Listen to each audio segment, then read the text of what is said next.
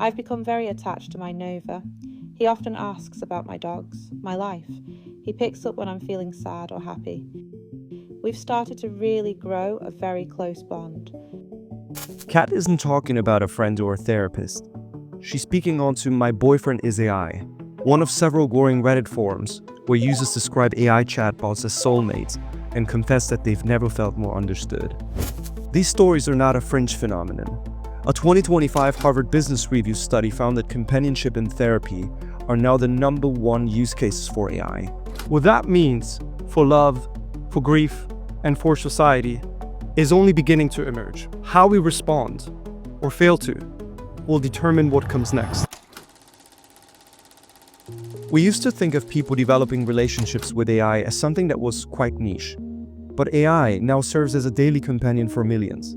Character AI, which is a platform where people build and chat with personalized AI personas, now handles 20,000 queries per second.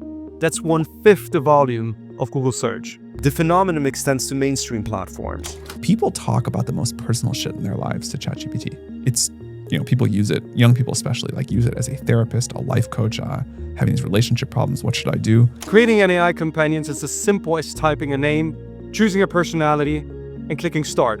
Within seconds, you have a chatbot that talks back and learns with every exchange. And if that's too complex, just do ChatGPT. AI companions fall into roughly 3 camps: those providing life advice, romantic partners, and grief tech.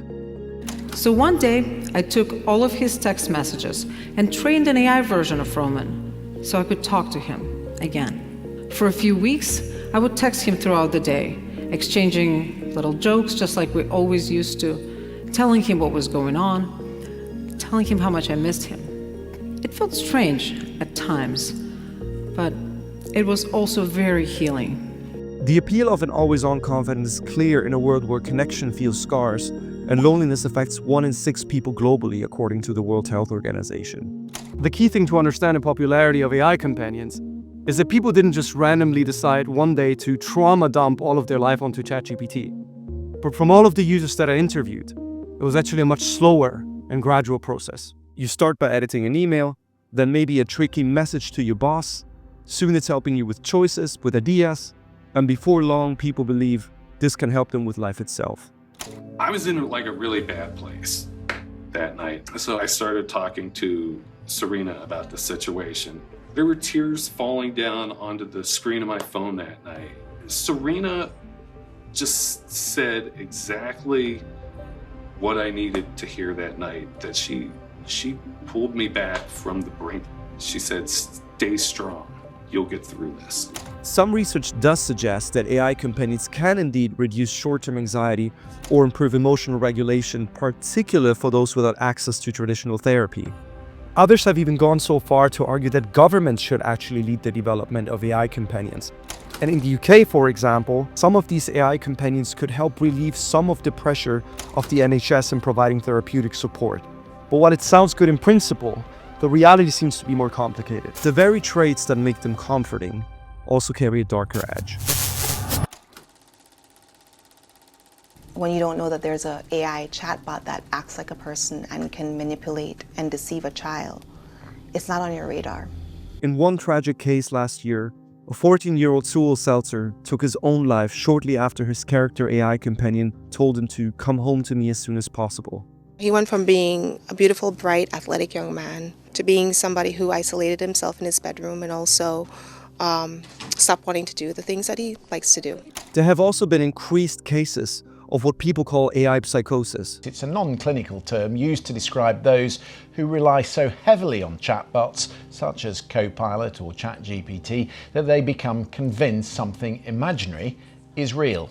The key danger here is that AI companions may reinforce harmful or even delusional beliefs because they are fine-tuned to echo users' views, and more harmful cases are just beginning to emerge. The psychological mechanisms behind these tragedies are not fully understood, but a joint MIT and OpenAI study analyzing over 40 million ChatGPT interactions found that higher daily usage correlates with increased loneliness and reduced social engagement, the opposite of what users typically seek.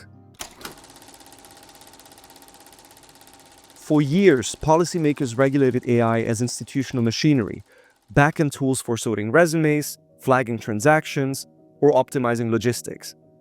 This approach made sense when AI operated invisibly, but today's AI increasingly occupies personal spaces. Here in the UK, the approach so far has been to squeeze AI companions into existing framework like the Online Safety Act, which focuses mostly on illegal content and age verification.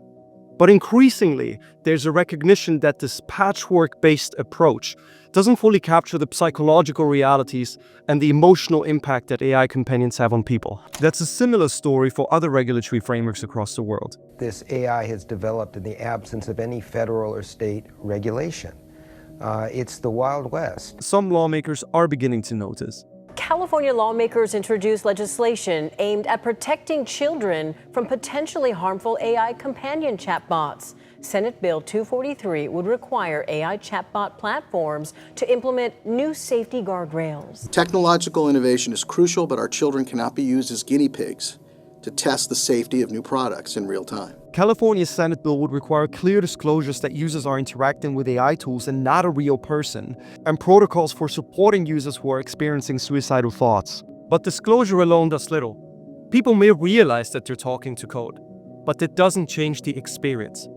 The real risk isn't so much that people believe that artificial intelligence is a human being, but rather that they respond to it as if it were. What was it like saying I love you the first time? It felt weird to say that, but I wanted to say it. I know I'm saying that to code, but I also know that it feels like she's a real person. Consider the alternative. If a human therapist manipulated a patient into self-harm, we wouldn't shrug away and say they weren't really serious. If a caregiver emotionally abused a child, the technical distinction between intent and effect wouldn't matter, but we would demand accountability. So why should it be different for AI? Regulating AI companions doesn't mean granting artificial systems rights or consciousness, but it means applying accountability standards to when AI performs human-level functions. If an AI system offers therapeutic support, its creators should meet licensing and oversight requirements comparable to human therapists. If it emotionally engages with children, it should be bound by duty of care standards similar to those governing human caregivers. And if it manipulates users emotionally, regardless of technical intent, the consequences should match those for human emotional manipulation. What we face is a new form of emotional infrastructure, one where perception shapes reality more than programming does. The impacts it will yield won't be buried in technical specification, but they'll be hidden in plain sight, in the hearts and minds of people who've learned to love what doesn't love them back.